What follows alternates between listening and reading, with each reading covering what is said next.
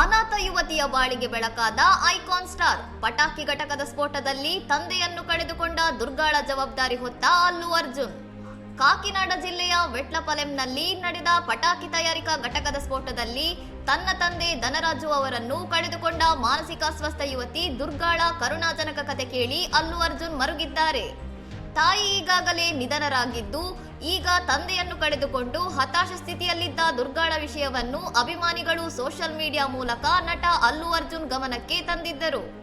ಅನಾಥಳಾದ ಯುವತಿಯ ಸ್ಥಿತಿಗೆ ಸ್ಪಂದಿಸಿದ ಬನ್ನಿ ದುರ್ಗಾಳ ಜೀವನ ಪರ್ಯಂತ ಆರೈಕೆಯ ಜವಾಬ್ದಾರಿಯನ್ನು ವಹಿಸಿಕೊಂಡಿದ್ದು, ಆಕೆಯ ಬ್ಯಾಂಕ್ ಖಾತೆಗೆ ಪ್ರತಿ ತಿಂಗಳು 7,500 ರೂಪಾಯಿ ಜಮಾ ಮಾಡಲು ವ್ಯವಸ್ಥೆ ಮಾಡಿದ್ದಾರೆ. ನಟನ ಸೂಚನೆಯ ಮೇರೆಗೆ ಅವರ ಅಭಿಮಾನಿ ಸಂಘದ ಪ್ರತಿನಿಧಿಗಳು ವೆಟ್ಲಪಲೆಂ ಗ್ರಾಮಕ್ಕೆ ಖುದ್ದಾಗಿ ಭೇಟಿ ನೀಡಿ ದುರ್ಗಾ ಮತ್ತು ಕುಟುಂಬದವರಿಗೆ ಧೈರ್ಯ ತುಂಬಿ ಆರ್ಥಿಕ ಭದ್ರತೆಯ ಭರವಸೆ ನೀಡಿದ್ದಾರೆ. ಯುವತಿಗೆ ಜೀವನ ಪರ್ಯಂತ ನೆರವು ನೀಡಲು ಅಲ್ಲು ಅರ್ಜುನ್ ಅವರ ಮಾನವೀಯ ಕಾರ್ಯಕ್ಕೆ ನೆಟ್ಟಿಗರಿಂದ ಭಾರಿ ಮೆಚ್ಚುಗೆ ವ್ಯಕ್ತವಾಗುತ್ತಿದ್ದು, ಅವರನ್ನು ನಿಜವಾದ ನಾಯಕ ಎಂದು ಅಭಿಮಾನಿಗಳು ಪ್ರಶಂಸಿಸುತ್ತಿದ್ದಾರೆ.